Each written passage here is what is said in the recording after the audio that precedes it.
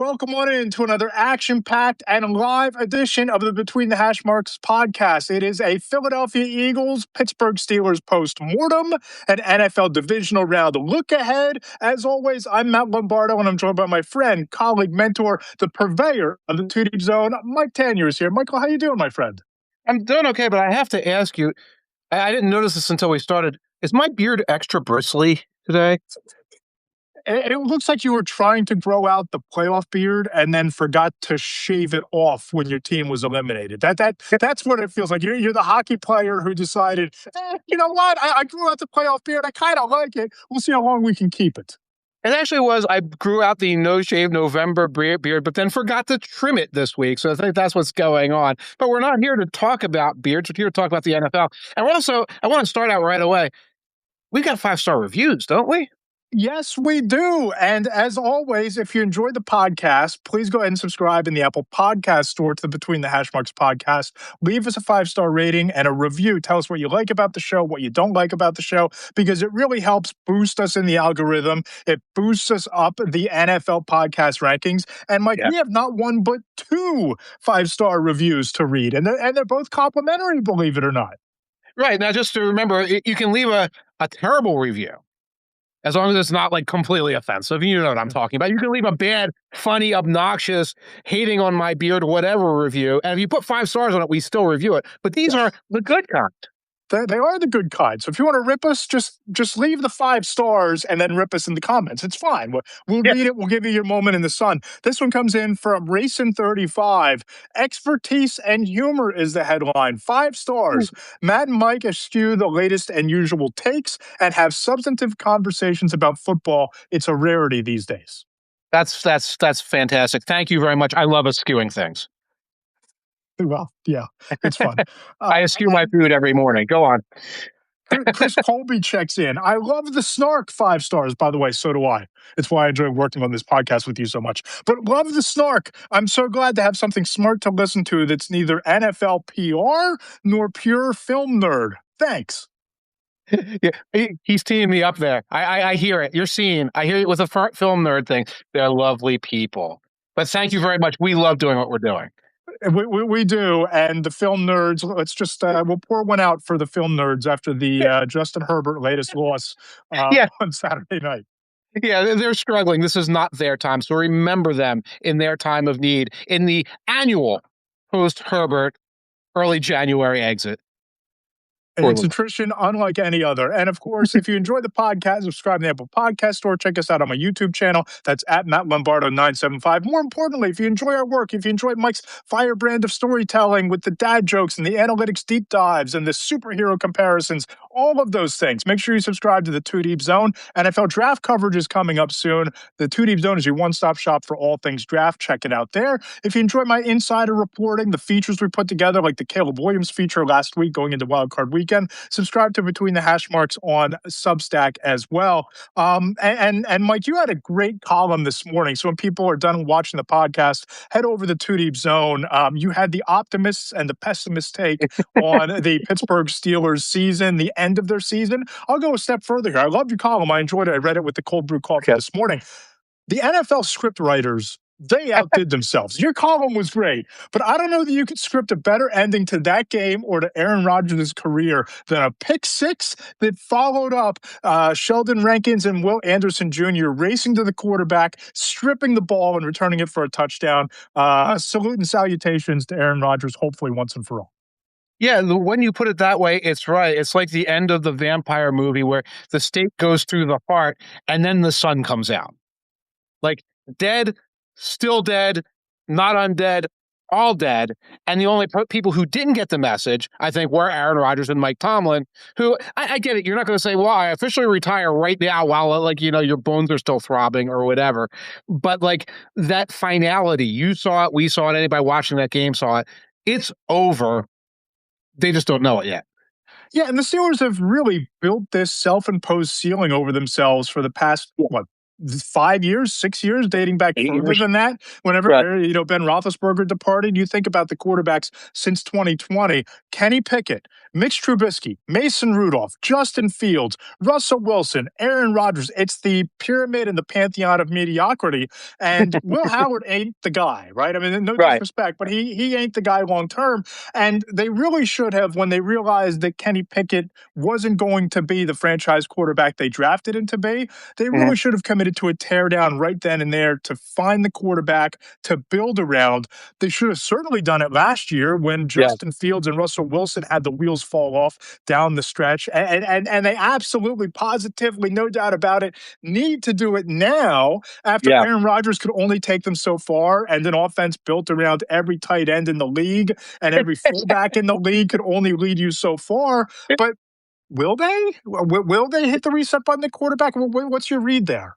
Your mention of the tight ends, and Donnell Washington was injured this week. So number 74 was split wide. Forgive me, I forget that lineman's name. He split wide like a wide receiver on some of these plays. Like, come on. And we go back, I would say it goes back to when Roethlisberger hurt his arm, his shoulder. That's when it started, because he was out there playing kind of the way Aaron Rodgers played at his best this year, kind of flinging the ball, trying not to get hit. And they still said, let's try another year of this. Let's try another year. So that goes about 6 years back. They're not getting rid of Tomlin. They're not. That's not happening this year. I think it should happen. But what's terrifying is this talk about bringing Aaron Rodgers back. Like, I don't know how you even whisper about that, because we all right. saw it. We all saw it. Right. It was the definition of average, sometimes above average, sometimes below average, in an offense that was built to succeed in 1937. Because you're trying to prop up Aaron Rodgers at this advanced stage of his career, the limitations, and when DK Metcalf isn't there, you're not even able to capitalize on what's left of his deep ball ability. But where do you even go from here? Because you're not going to be picking in the top 15 in the draft, so you're not close enough to trade up for one of those top prospects. Did you pull another Steelers Band-Aid and you flip a 6th-round pick for Kyler Murray? Do you sign Malik Willis? Or what is even the end game here for them? Because they backed themselves so far in the corner. I love the analogy in your column that it's like watching a Three Stooges episode where the Steelers bonk Aaron Rodgers on the head, who bonks the Steelers on the head, who bonks some sense into them to go get a quarterback. But it's just a bad time to need a quarterback because they kicked this can down the road for half a decade. Yeah, and you know what? You say Kyler Murray, and I hear Russell Wilson. And you say Malik Willis, and I hear Justin Fields. And you say, well, if you pick 15th overall and you move up to 8th, I hear Kenny Pickett. And so this is the question they need to be asking now. And Omar Khan and Mike Tomlin, if both are staying on, I think both are staying on. Let's say Arthur Smith stays on as well. That answer has to come. It has to be outside the box. Maybe it's a giant blockbuster trade. Maybe they have fallen in love with somebody in the draft we don't know about. It can't just be more of the same. And I'll tell you, if it is something like, it's going to be Malik Willis, there better be some sort of structural move around that to say it's going to be him. But we're also bringing in, I don't know, Kyle Pitts and Rico Dowdle and name 2-star offensive lineman. Some combination there of to say this will be different from, we're just going to roll back one of the variations of this, including, and it's Mike Tomlin again, and you're going to be hearing the same old song and dance from him. Yeah, and just the outside the box idea off the top of my head. I mean, no bad ideas in a brainstorm, especially a brainstorm that's been going on for 5 years. Yeah. Call Matt Ryan. And not to have him play quarterback, but call president of football Matt Ryan and offer a 1st and a 2nd-round pick for Michael Penix. First-round pedigree, change of scenery, team control for 2 years. Listen, you're not going to get a guy at picking 20 who's going to have more upside than Penix. The issues, were they scheme related? Were they situation related? I struggle to find a better option out there given their circumstances. That's a check the medicals. That's a big check the medicals one. But like some kind of outside the box, I'm worried they call Matt Ryan. They either wind up trading for Kirk Cousins or trading for Matt Ryan. That's my worry. That's my worry if they do something like that. But but that's exactly the kind of thing. What are we doing now to make this different? So it's not like we're going to play tough defense. We're going to have 58-yard Boswell field goals, and Mac Jones is going to be out there playing quarterback. Do not want to hear it. Do not want to see it. I don't think any Yinzer wants to either. Alvaro checks in. I think that Malik Willis is better than Michael Penix. He probably is. Yeah, And maybe. I think that Malik Willis might be what the Steelers thought Justin Fields was and what the Jets thought Justin Fields was. A little bit, all the mobility, a little bit more functional from the pocket. But I don't, Right, I mean, you're talking about quarterback 6 versus quarterback 7.5, right? In terms of a right, right. rating scale, it's indiscernible. When you talk about playing great defense, sure, that's been the Steelers' way is trying to ground it out with a running game, hold teams to, under 200 yards of offense. The Texans, they punched them in the mouth playing the Mhm. historic brand of Pittsburgh Yes. Steeler football. The Texans defense outscored the Steelers 14-6 last night. And we're going to talk about the Steelers later in the show, but it just feels like that defense is playing a Super Bowl caliber brand of Yes. football. And you think back to what the Steelers had even 2 years ago with that defense. If you just had a quarterback, if you just had a functional quarterback anytime over the last 2 or 3 years, maybe you would have won a playoff game. Yeah, would have won a playoff game, would have gotten the championship game, would have gotten to maybe won enough regular season games to be hosting a championship game where got some other guy to get the yips. Someone else got the yip. You had the cold weather advantage, whatever. But yeah, you talk about the Texans. We will talk about them a little bit later. But yeah, you can argue that the Seahawks have a better defense. You can argue that the Broncos have a better defense. You can talk about scheme. But if you just say, here's the 11 guys, and they're going to call their own plays. So it's probably just going to be, cover 1, cover 2, man, rush 4, basic blitz. The Texans will win. They will beat those other guys because manpower to manpower, that's the best defense in the NFL. Totally agree. And the Steelers season is over. So too is the Philadelphia Eagles. And, I do a pick against the spread podcast on Fridays. I picked the 49ers because I thought that they, at minimum, could cover. I was on Fox 29 on Friday. I said the Eagles would win a close game, kind of talking myself into that prediction. I just wish that I would have stuck with my convictions that this was a bad matchup based on how inept the Eagles offense has been all season long. Because like we said going into last week, like I wrote in the mailbag on Friday, we had 18 weeks. There was a 17-game sample size of what that offense was, what it was going to be. There was no holding back. They are what they are, and now they are at home. Yes, now they are at home where they belong. We all get to be like, we get to go on with our lives a little bit. Most of the Eagles fans I talk to day to day, like, we're done. Somewhere around week 6. And I was holding out. It's like, guys, like anything can happen. Week 6 last year, you guys wanted Sirianni fired. Okay. But as it went on, it's like, this isn't changing. This isn't improving. It's now, go Sixers, go Nova if that's how you're so inclined. And let's watch the rest of these games. So there's not a lot of, I don't think tears being shed right now in Philadelphia, but I think a lot of us are looking at this and saying, well, structural changes have to happen. They should start soon, because now's the time to get rid of some of the potential bad apples. And that's why I sent you, because you have more insider information than I do, a sort of a stay or go on or back, smash or trash, etc. for some of the Eagles' main characters. For sure. And I think that when you look at what went wrong with the offense, and a lot of these changes are offense related because that was their undoing. That was their Achilles heel. Like, I went back before we went on the air here. I looked at the last 8 weeks or so, and I threw out the Raiders game because Vegas quit in November. That was a third preseason game. That was everybody feel good and sing Kumbaya at the link, and we're going to right the ship. But over the second half of the year, dating back to the Eagles' loss in Dallas against the Cowboys, they had more than 10 first downs in the second half only twice. So that was against the Bears on Black Friday. They only had 2 first downs in the first half. So the script was flipped. And against Washington, they had 13. Playoff loss against the Niners, 8 second half first downs. Bills lost 1 first down in the second half. Chargers on the road, 8 first downs in the second half. And against the Cowboys, 7 first downs in the second half as they melted down. When you can't move the ball, when you can't sustain drives, when you're not getting chunk plays, it is really hard to win in the modern NFL. And the Eagles proved that because they never figured out how to sustain the momentum for 60 minutes, never found out what they wanted to be offensively. And like you said, now they get to stare down the barrel at some potential changes and some real soul searching throughout that building in a lot of ways. Right. And so I'll throw these guys to you, and there's no surprising names on this list. And again, this is not what we want. This is not our feels. This is what we think is going to happen. Okay. So it's a go on or back. We'll start with the obvious. Start at the top. Nick Sirianni, go on or back.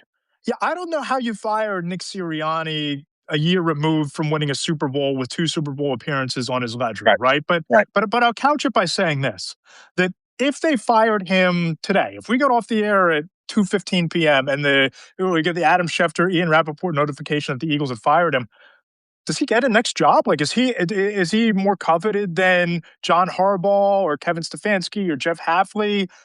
I'm not Yep. so sure, because what Nick Sirianni does is he builds a great culture when you're winning. Mm-hmm. When they're losing, the wheels fall off at an accelerated pace. Doesn't call the offensive plays, doesn't Mm-hmm. build the defense, isn't the special teams voice. He's the coach of the vibes, and I think he's back. I don't think that you can rightfully fire him based on the resume of the last 3 seasons. But if he somehow stands up there in Howie Roseman's office or in the owner's suite in front of Jeffrey Lurie and says, "You know what? I believe in Kevin Patullo. Kevin Patullo is my guy." Then I think you kind of have to cut bait, because you cannot bring back that offensive power structure going into next year. That's the Doug Peterson Press Taylor gambit, what you just described. And that Right. got Doug fired, but it sounded like Doug didn't mind getting fired too much. Am I lying? No, not at all. Not one bit. Okay. Okay. And also, it's like people liked Doug. Doug's likable, so it's almost like, with heavy heart, we're going to do this because you won't follow along. I'll say this. I don't think he's getting fired. The longer this goes where we don't hear about anybody else, I think the more the likelihood comes, like it goes from like 0.1% to like 1% or 2%, because like this ball rolling on Patullo, who we're about to get to, suggests that there are more smoky backdoor meetings happening than And just, you remember, you brought up the Doug Peterson firing. I think that happened, if my memory serves me, it was like a Wednesday or Thursday yeah, after, because remember there was the meeting at Jeffrey Lurie's house, and they yeah, were, scratching together whether or not there would be staff changes. Really interesting parallels to this current situation. And good. eventually they wound up turning the page and pulling the plug. Again, I don't think that you fire Nick No, Sirianni, but it's not no. it's a non-zero chance that he's gone. It's a non-zero. This should be the grace period year. Super Bowl grace period. And again, it's a winning the division grace period year. So it's not like they went 4-12. But you're right. If the Eagles were doing something, they would do something very methodically, and they would get everybody involved and have the extra meeting. And even if you want Sirianni fired, folks, you want an organization doing diligence like that. You don't want Jerry out there, fire his ass. You want that kind of thing to happen. Well, let me ask you this, because I Uh, think this is a fascinating, compelling conversation to have. There was the report when John Harbaugh parted ways with the Ravens. There were 7 coaching vacancies at that time, reporting from, I believe, Adam Schefter and Ian Rappaport, that 8 mhm. teams reached Yeah, out to that was John Harbaugh. it was the Dolphins. Yeah. It might have been, but Yeah. if you're the Eagles now, if you're the Eagles today, right? Mhm. Is part of your Nick Sirianni due diligence picking up the phone and calling John Harbaugh and taking the temperature about coming back to where it began as a special teams coach? I just, there aren't that many compelling candidates out there that you can say that are definitively upgrades over Nick Sirianni. John Harbaugh might check some of those boxes based on the resume and the track record and the cultures that he's built in Baltimore. I could picture Jeffrey Lurie sending a text message that just said, "Hey," that kind of text message, right? And just seeing what happens. Theoretically, it's fine. One of the problems is you are now going to sort of the back of the Harbaugh list. So, like, how does that work out from a time frame? Like, Harbaugh said he's taking time. He claims he's watching Jackson Dart and Cam Ward film. I'm guessing that took him about a half an hour, and now he's waiting for the Dolphins to call him and make some kind of offer. But they're going to wait because they're going to interview like Kubiak and stuff like that. So you don't want to sort of be stuck in that holding pattern when it seems like he's already been on the phone with the Maras, who love him, with the Rosses, who love all things Harbaugh. Yeah. So it's tricky. So I wouldn't put I wouldn't fire somebody to wind up being 4th on his dance card. Let's put it that way. Right, unless you had some sort of assurances that, like, his family loves the region and they wanna come back Yeah. here, and he coveted the job from the moment he was on Andy Reid's staff. Unless you had those Right. sort of assurances that he was yours, yeah, I don't Right. think you fire Nick Sirianni to make that move. No, and Harbaugh seems like he wants some zero income tax Florida Yeah. lifestyle too. That's going to add extra appeal for Harbaugh. All right, so we think Sirianni's staying. We're all on the same page on it. Where it's like, oh, I guess I wouldn't cry if he left, right? But like, no, no, no, we get it. The grace period. Okay, Patullo, cornerback. No chance you bring him back. You can't bring him back, right? I mean, when Right. you have Jalen Hurts in press conferences, essentially over the last couple weeks, giving flowers to the quarterback coach, Yeah. hopefully we can keep him on staff. When you look at the degradation of the offense this year, when you look at how it ended, just some interesting numbers. Eagles finished 24th in total offense. The Steelers and Panthers were the only playoff teams with worse offenses this year. They finished 19th in points per game at 22.3 points per game. Only the Chargers and Panthers Yeah. scored fewer among NFL playoff teams. And the Eagles finished 16th in expected points per play on offense, tied with the New York Football Giants at zero point zero 0.01 points per play. Only the Chargers among playoff offenses were worse. When you look at the numbers, you look at the eye test, you look at the culture falling apart. You can't bring him back into that building. You can't. Right. I'm shocked he hasn't been fired already. That's why I'm like refreshing. Like what's going on that this hasn't happened? Because the Cowboys jettison Matt Eberflus like moments later. You know that this is the guy you got to get rid of. Get rid of it, and you isolated it with Jalen Hurts there because Hurts in the building every day, understanding the politics of the NFL now after like whatever 6 or 7 seasons in the league, has shifted into I'm saving my guy's job. Yeah. I'm putting public endorsements of my guy out there, which means I know my guy's boss is in trouble, and I'm in protection mode. These guys, it's real politique, folks. They're in the building every day. They're watching out for each other in ways that we can't necessarily say, and that's what Jalen Hurts was doing in those like sound clips, sound bites. He was isolating him from the Kevin Patullo blame. That Yes. if there would be Yes. any sort of like house cleaning, he did not want his guy caught up in it. Right. And maybe you promote from within to keep Jalen Hurts his guy, God. keep Jalen Hurts happy. I Right. don't think that that's the route they go. I think that they would No. do an exhaustive search with experienced, former offensive coordinators from staffs that got blown out. Maybe Todd Monken is a guy that you pick up the phone and you take the temperature on, but you need to have a legitimate NFL scheme. The Yeah. Eagles didn't have a scheme dating back to this entire year. The one game where you saw them actually look like a functioning offense was against the Giants at home on a Yeah. day that Cam Scatterbo had his leg, shattered, and the Giants were deflated for 3 quarters of that game and weren't really into it. That was the only time the Eagles looked functional all year from an offensive standpoint. So to me, you got to bring in fresh voices, fresh ideas, and a fresh scheme going into next year. You better start now because Monken is interviewing for the OC job with the Buccaneers. Kafka is interviewing with the Lions. Like all of these guys, there's like, well, this is like the offensive coordinator for life type guy who comes in with fresh ideas. McDaniel's interviewing for head coaching jobs. I don't think he's going to get one, but he's going to be top priority coordinator. You get one of these guys, then you try to promote. I'm sorry, I don't know Jalen Hurts' quarterback coach name. It escapes me right now. Promote him the passing game coordinator or recognize that Jalen got him the job to go out there and be the Jets quarterback coach when they bring in Mendoza or whatever. I got you the next job. It was the best I could do. Yeah, Scott Leffler is the guy. Okay, thank you. Brian Dable might get a head coaching job somewhere, but I don't think that you pick up the phone and make Brian Dable your offensive coordinator. I No! don't see it. Stop saying Brian Dable. Stop saying that word. I don't want to hear that word. He's interviewing for the Titans. Cam Ward is going to like show up with a flamethrower for the first meeting and say, "This is how it's going to be. This is how it's going to be. I am not putting up with your crap. Yeah, this is my offense. You are not getting me injured for the rest of my life. You weirdo. You sicko." Okay, all right. So Patullo's out. Moving on. Cornerback AJ Brown.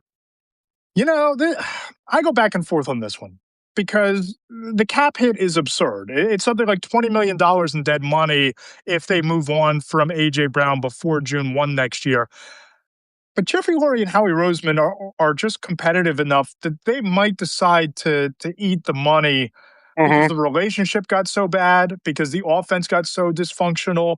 I was talking to an NFL scouting director for an AFC team on Sunday night right after the game, and he told me that it seemed like Jalen was targeting in on and keying in on AJ Brown too often this year in an effort to try to keep AJ Brown happy. Yeah. A lot of good that did. Yeah. Didn't keep the good vibes flowing in the playoff loss of the 49ers, didn't get the production going, those second half catches for A.J. Brown against San Francisco. If we want to talk about where things went wrong, I think a lot of it rests on the scheme, but A.J. Brown was not on the same page with anybody on that offense for a good portion of the year. When you look back even to last season, he was the most important player on that roster. When he had over 100 yards receiving, the Eagles won. When he didn't, they struggled. I don't know, Mike. I just think that money might not be the be all end all for the Eagles in that situation. And if they can get a draft pick for him, I would not be shocked if they move on. Yeah, Howie made a real wackadoodle contract with AJ to keep him, and that wackadoodle contract helped the Eagles win a Super Bowl. I don't know if there's a ripcord in it. I don't understand contracts enough to know where Howie, of all people, might have hidden a ripcord. There doesn't seem to be a ripcord in there anywhere. Howie knows how much money Howie can eat. No one knows more about that kind of thing. Like, I can absorb this by doing this, and our eyes would glaze over if he explained it. But if there's draft picks out there, if there's some team that says Brown's the missing piece, we'll make him happy, he could. Yeah, and they don't have to pay much. I'm looking at, they'd have to eat so little salary because, again, this was a wacky construction of a contract. You could get a first round. The Eagles spent a first round. You could probably still get a first round. And then you say, okay, it's another year they have to play Quinion. It's another year they have to pay Cooper DeJean. All these other things they could work in. It's possible. Maybe it's a 25-30% chance. But in my heart of hearts, I kind of want to see it because I'm tired of it. I'm tired of the routine. Yeah, and you're not going to get a first-round pick out of the Jets, I don't think, but the Jets have like $68 million in cap space, and you could put A.J. Brown opposite Garrett Wilson with Dante Moore as your quarterback. Great spot, to kind of start building there. You talk about the Kansas City Chiefs. They might be a team that if you get a couple of second-round picks, you get them out of the NFC, ship them over to Kansas City, you get to play with Patrick Mahomes. The Raiders would be interesting. The Chargers have like $120 million in cap space. There you go. And they have a quarterback they need to prop up. Herbo and Brown. Beautiful. Two great tastes that taste great. Chocolate and peanut butter. Yes. Beautiful. Who's next on our list? I lost my... here we go. Here's one you might have something inside on. Lane Johnson. Cornerback. The only reason he would go, I think, is if he retires. I think that he's an Eagle for life. I do. Right. I think they would bring him back regardless. I don't get the sense he's ready to hang it up, but he's one of these guys that building a great life outside of football for himself. There were the mental health battles that he fought through over the last several years. He might just decide that enough is enough, and he'll move on, and he'll never have to buy a beer or a dinner in the city of Philadelphia again because of his impact on both Super Bowl teams. I think he's back, but I'd say maybe there's a 4% chance that he retires, and that's the end of it. But I don't see them moving on by any stretch of the imagination. They ain't trading him, and it's not like they're cutting him. But I think that retirement's in place. Is he somebody you think who could be looking at how the offensive coaching staff is structured? Yeah, but I don't think that factors in the decision. I think he just loves to play football. I think he's a guy that loves to be out there and is a big part of what they do. Okay, and he answers to Southland day in and day out, and that's not a guy people are mad at. It's not somebody anyone wants to see move on. So, all right, that's interesting. Dallas Goedert, free agent. Yeah, I think it's really interesting. I thought that they had the opportunity to move on from Dallas Goedert last year when you had that really deep tight end class, when you had Colston Loveland and Tyler Warren as first-round prospects. You had Elijah Arroyo, who had a really nice rookie year, really deep tight end class across the board. Mhm. and they didn't move on and they brought him Right. back. And I think he played his way into Dallas Goddard did a contract extension Mhm. this year because he was the most dangerous red zone weapon on that offense. He Yeah. caught 10 red zone touchdowns this year. Jalen Hurts only threw 16 red zone touchdown passes on the season. 10 of them went to Goddard. Saquon Barkley, just for comparison's sake, only scored 5 of his touchdowns from inside the red zone. So when you talk Mm. about when the field got shorter, the odds of Dallas Goddard making an impact shot up. So you don't have a replacement on the roster. They didn't draft Right. somebody early that they were developing. I haven't really dove with both feet into the draft class this year yet, but I don't get the sense that it's loaded with tight ends. So I Mhm. think that Goddard probably played his way into a pretty nice deal. And if you're the Eagles, I don't know how you let him go elsewhere based on the year he just had. Yeah, that makes sense. They don't have a lot of money to place elsewhere. I think that's part of it. I think they do have enough money for extensions, though. And you're right; he's kind of irreplaceable because there's only 3 people in the entire passing game, and he's one of them. Yeah. Yeah. Any surprises? Not for me. I could see them maybe making some moves along the offensive line. I could see that this draft class being, you think about a couple of years ago when they drafted both Quinyon Mitchell and Cooper DeJean early. Mhm. I could see them making that kind of investment along the Yeah, interior. I think you need to really beef up that depth chart, maybe a long term succession plan for Lane Johnson. You could see them take an offensive lineman in 2 of the first 3 picks, and I wouldn't bat an eye at something like that. yeah, I could see something like that as well, like guard tackle, tackle guard, and Yeah, then because when you look at what went wrong this year, we talked a lot about Saquon Barkley not having the year he had last season. When you talk about the offense kind of falling off the rails, that offensive line, you talk to evaluators, scouts, front offices in other buildings, coaches who played against them.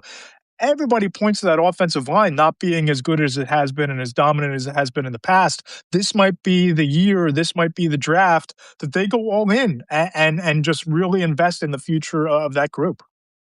I could see it. And that goes back to Sunday when there were positive plays, particularly in the second half, negated by holding penalties. I think one of them was by Goddard on the edge or Calcetta on the edge, I forget. And there were also a lot of plays where Saquon gets shut down, and you see the guy who got through the line for the 49ers, and you're like, who is that? That is not somebody we should be worried about. I know Bryce Huff was one of those, so I was like, we're familiar with that guy. But like, how are we losing? How is guys like Steen and Jurgens? How are they losing these battles? And that's where you say that these are places that you need to upgrade the offense, need to upgrade the personnel. For sure. And I think that when you look at that game on Sunday, I wrote about it in Monday's column. It really felt like that was Kyle Shanahan at his best. They Oh yeah, found different ways to get Christian McCaffrey involved. They didn't have Brandon Ayuk. They didn't have Ricky Pearsall. They lost George Kittle. And there was never a point in that game where the 49ers offense wasn't in control, especially in the second good. half. The Jawan Jennings trick play, hats off to Kyle Shanahan. I think that his scheme, to me, there aren't many coaches I would take schematically in the league over Kyle Shanahan. And they finished the job in a way that Matt LaFleur and the Packers couldn't on Saturday night. Right, and that's kind of a difference between Kyle Shanahan and Kyle Shanahan light, which is Lafleur. Yeah, yeah. Right. And maybe Kyle Shanahan is a little bit of a Sean McVay light, but I don't know. They took care of business. I think this brings us around to our next segment, though, because it's time to. Okay, that's our second, maybe our 10th eulogy of the Eagles this year. Yeah. So they're completely dead, not mostly dead, not the Princess Bride. They're dead. 8 teams to survive. And you wrote a thing on Monday, and I don't think you had the Patriots. You sent it out before the Texans game, but you had matchups to watch for the playoff game. Yeah. Yes. I guess we'll start Bills Broncos, which I think has the chance to be one of the most entertaining of the weekend.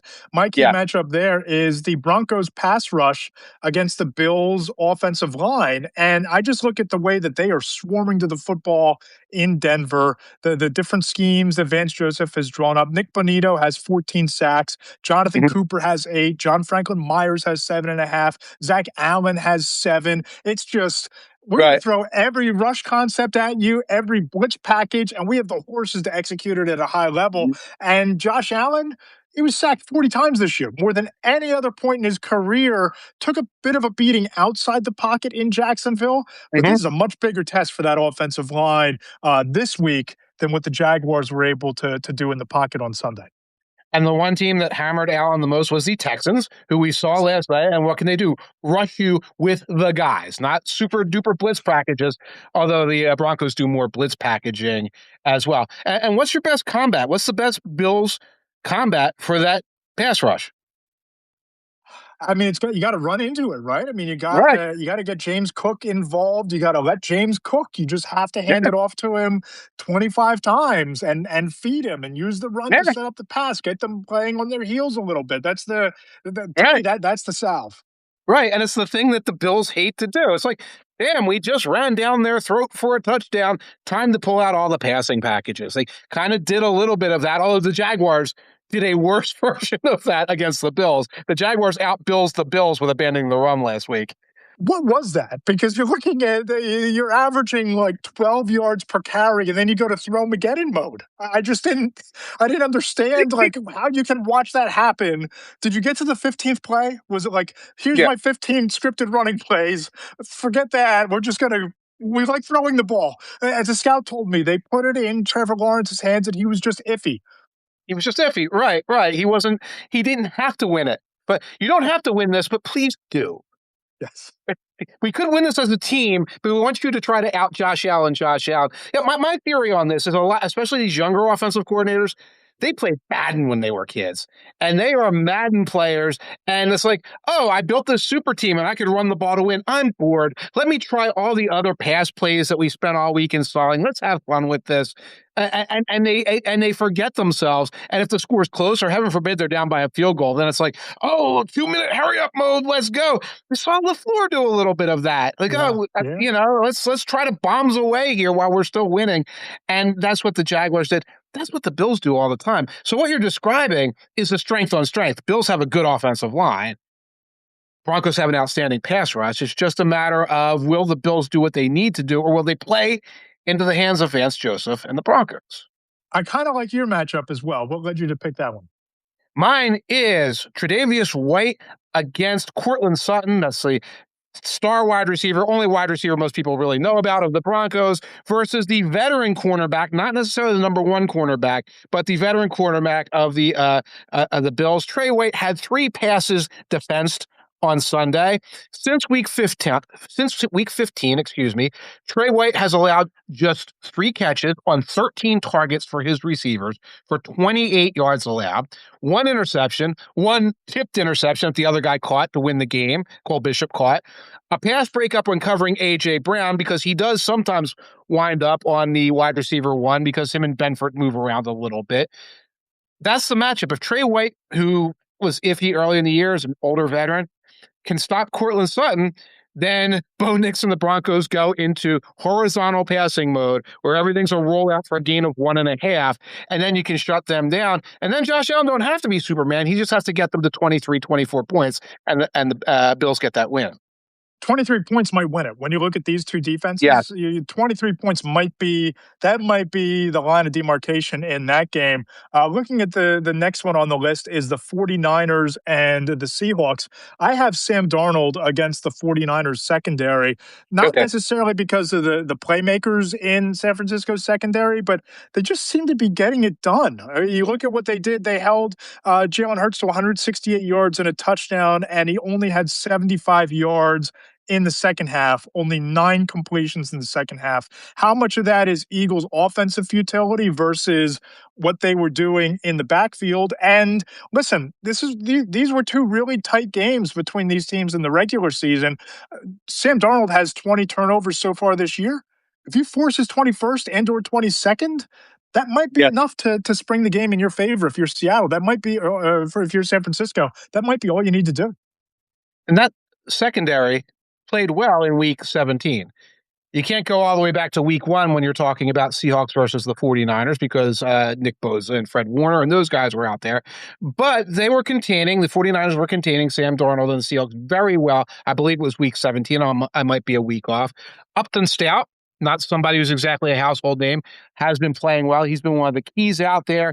He'll go up there and make the tackle on you and keep the play in front of him. The kind of things you have to do when you're shorthanded in the secondary. That's going to be a tough matchup.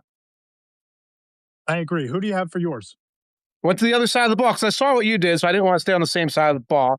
So I went with Kyle Shanahan versus Mike McDonald and his sidekick, Aiden Dirty, the defensive coordinator. I figure give him a shout out that he's getting some head coaching interviews. And also, I like saying Aiden Dirty because it's an amazing defensive coordinator name.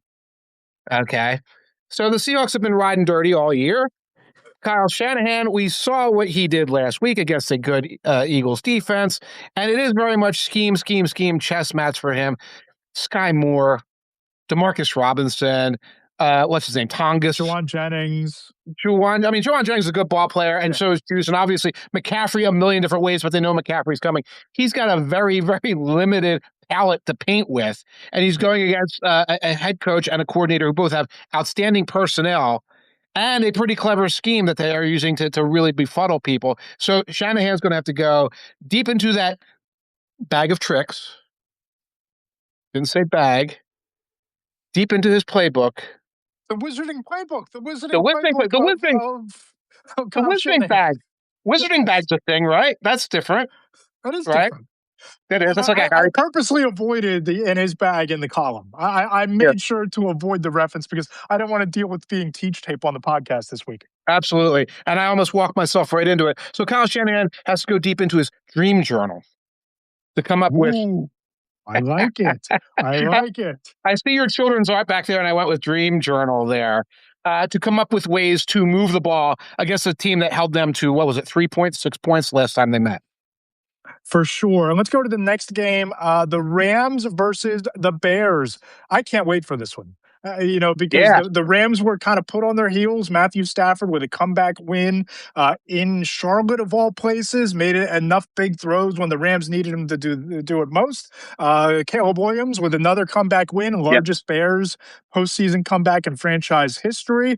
My key matchup here is Bears running backs Kyle Monangai and DeAndre Swift against the Rams rushing defense. And it's not just what they do. They're 8-4. The Bears are when they rush for more than 100 yards, but the running game seems to really bring out the best in Caleb. Yes. Williams has 17 touchdowns and just 4 interceptions in those 12 games where they rush for 100 yards or more. I kind of like my chances when I don't need the quarterback to be the hero, and I can ground and pound with those two backs. And the guy you're looking for in the Rams defense is Nate Landman.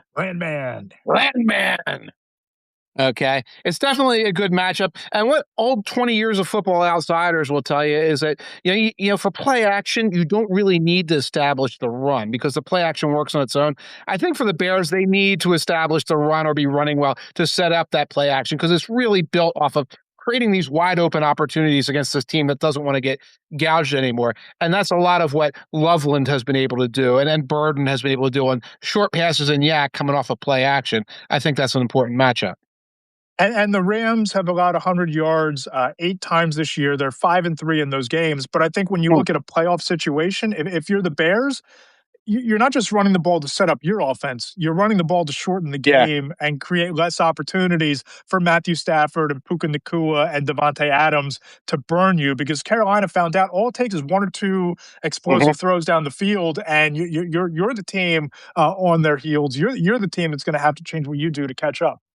There's one other reason to run the ball, and that's because it's 15 degrees outside, and that ball is harder than like a titanium boulder. And I'm checking the times. Forgive me, I didn't check the times. If that's the Sunday nighter, that's going to be the night game, and the temperatures, we'll check at the end of the week, are going to be well below freezing. We're not talking about a cold night. We're talking about like a freezer bowl kind of night. So I was originally going to make it Matthew Stafford versus outside because you know how I love to harp on the hothouse orchid Rams. Not just Stafford, who does play okay in the weather, but the whole team seems to go south, even if it's a little windy like it was in Charlotte. Not doing that, not harping on that. I want to talk about, hold on, I got to find my notes. Did I say it right?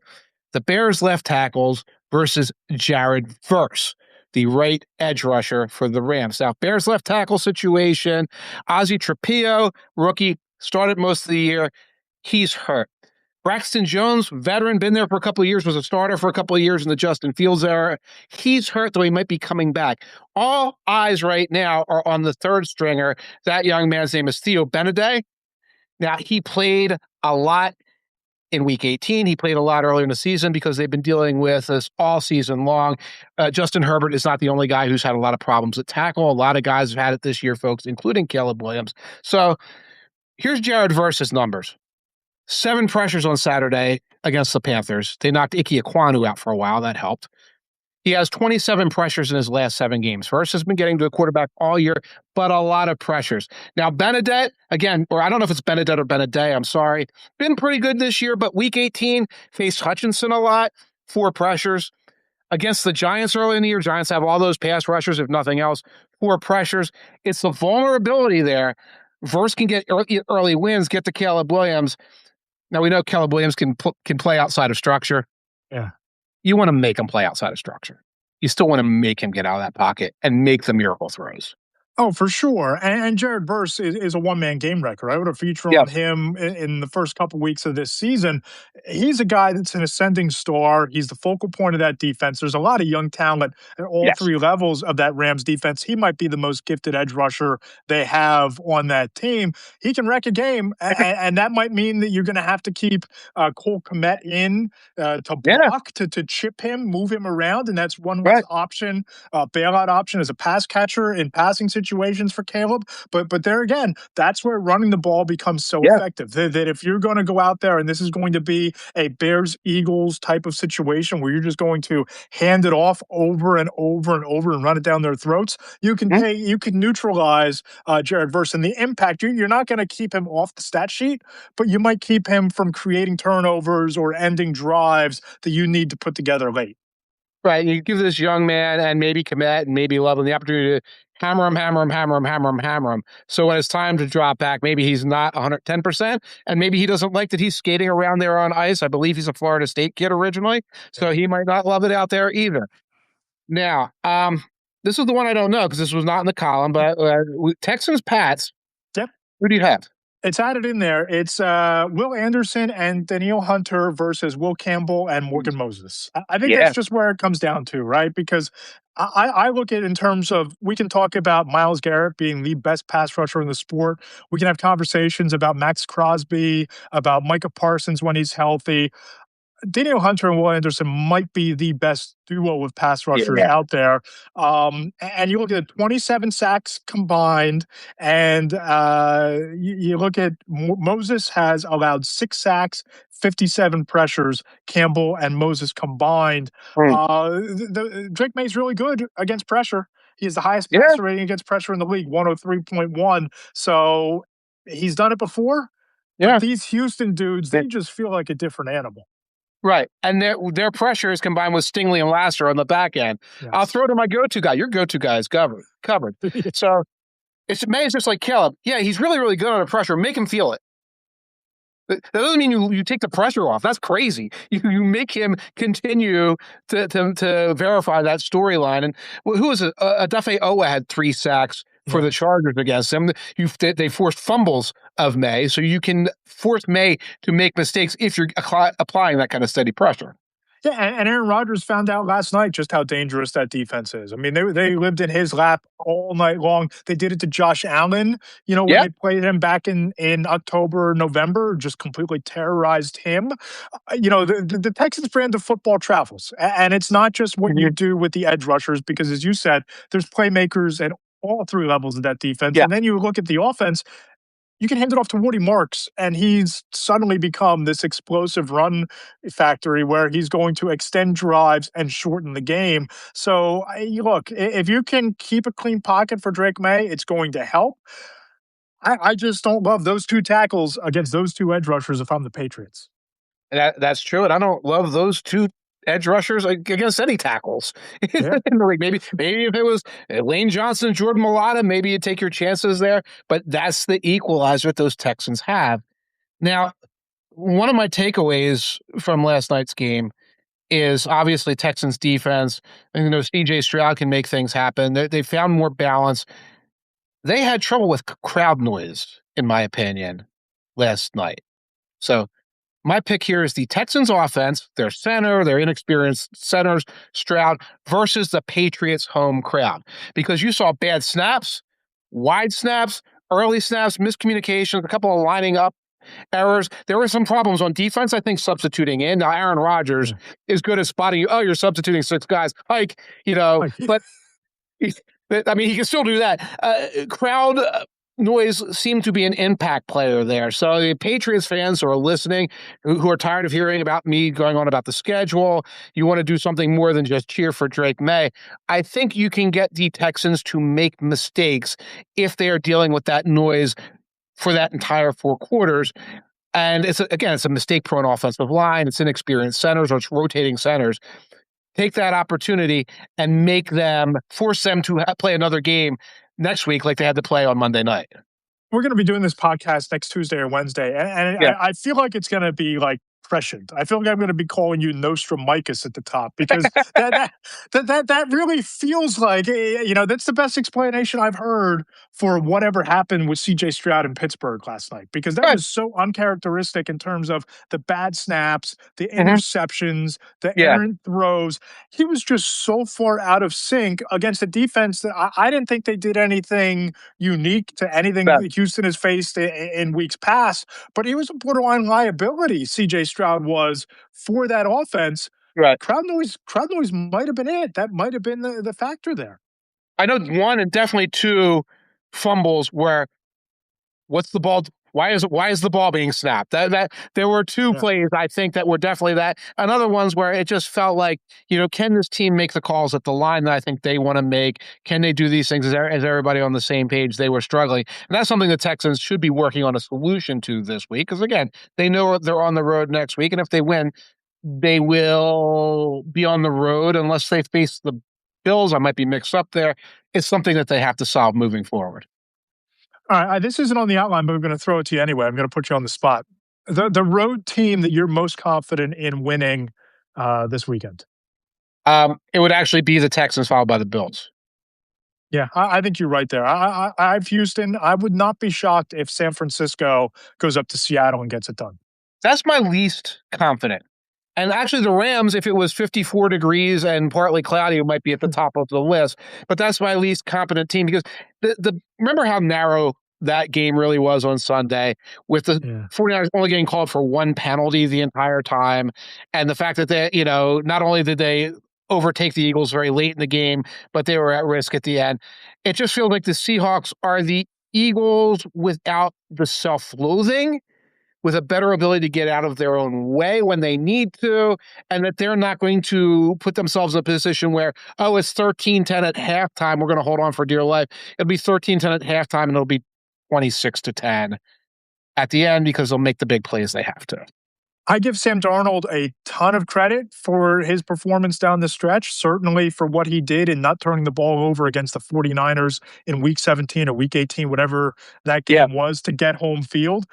I just wonder if Clint Kubiak can hide him for an entire playoff game. I just wonder if it's a 1-score game late, you're up or down 3, you're trying to air it out to Jackson Smith and Jigba, backbreaking interception, drive down the field, a game-winning field goal by Cairo Santos. I wonder if there's one of those meltdowns in you to turn a promising season into another Sam Darnold pumpkin. That's why I think Houston has the best chance to go on the road and win, but that's why I give San Francisco a fighter's chance. You're in the same boat as a lot of people, and it's in the back of my mind, too. How much do you trust Sam Darnold?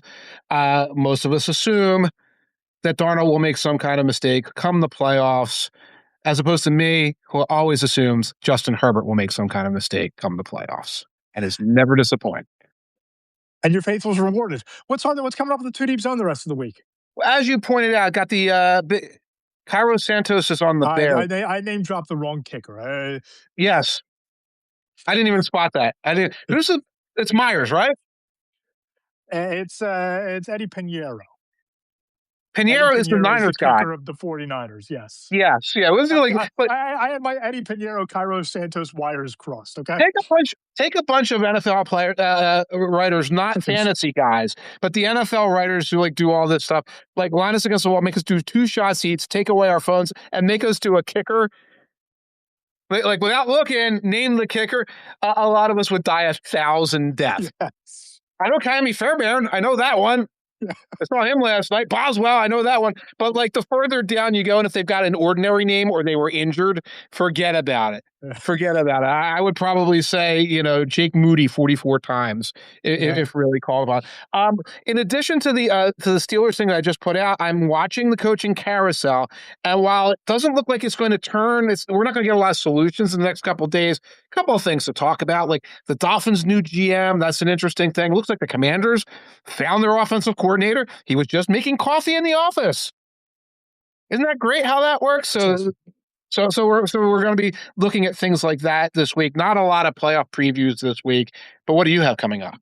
Yeah, it's going to be a busy week over between the hash marks. Friday, of course, the mailbag. Send in your questions. I will pose them to NFL executives, coaches, scouts, former players, get their thoughts on the biggest storylines. There'll be some sort of playoff preview feature in the mold of the Caleb Williams feature that we had on the site last week. Hopefully Thursday-ish, the all breakout team from this year. You, myself, and Joe Stazak making our picks for the all breakout team. That should be a lot of fun. So a busy week between the hash marks. Great time to hop on board and subscribe to both of our publications. You're running that on Thursday, you said? Well, Thursday or Friday. We're next week. So you're saying you need my submissions. How many do you need? I think it was a quarterback and 4 others. I think that's what it was a year ago. A quarterback and 4. You need 5 guys by tomorrow morning? I gotta tell you, don't worry about it. Oh my God, man! You're getting me Thursday. I don't care. Run it Thursday afternoon. Just say this ain't newspapers. So there are no deadlines here. It runs when it runs. Guys, holy crap! I'll get it to you. Don't worry. It'll get done. I'll make another pot of coffee. I'll get it to you. And you want blurbs too, right? You want blurbs? A couple sentences, 2-3 sentences tops. 2 or 3 paragraphs, 500 words each. 2,500 words. Yeah, we're gonna write a book. We're gonna publish a book. Yeah, write an article, send it to me so I can publish it. I'm a little punchy this time of year, folks. We all are. I don't know. The burnout is like Rock'em Sock'em Robots with the focus. The playoff games focus you, but the burnout is trying to win the battle. I don't know what you did to deserve this either, to be fair. You did nothing to deserve this. You never know. You can do a blurb on Cairo Santos. It'll be 4 kickers and a quarterback. All right, perfect. There you go. He's Mike Tanier. Follow him on Blue Sky at Mike Tanier. Be sure you subscribe to the 2 Deep Zone. The content that's been up there over the last 2 weeks, some of the best football content you'll read anywhere.